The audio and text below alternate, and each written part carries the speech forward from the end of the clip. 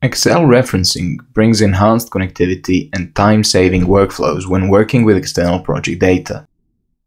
You're able to reference Excel data directly into Vectorworks.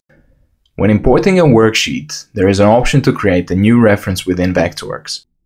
Consistent with all file referencing, you can opt for an automatic update of the referenced Excel when opening the Vectorworks file. If the Excel file has multiple sheets, you can choose which sheet to reference. Save time by eliminating the need to re-import Excel files with each update and prevent potential data reporting errors.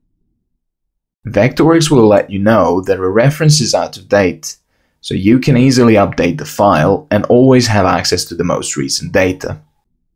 You can make edits directly in the referenced worksheet in Vectorworks and push the information back to Excel, as the data connection works in both directions, streamlining your workflows and keeping the data synchronized. Any external project data, like estimates, analyses, material specifications, or product catalogs that are stored in Excel files, can be linked to your BIM model data, such as item or material quantities.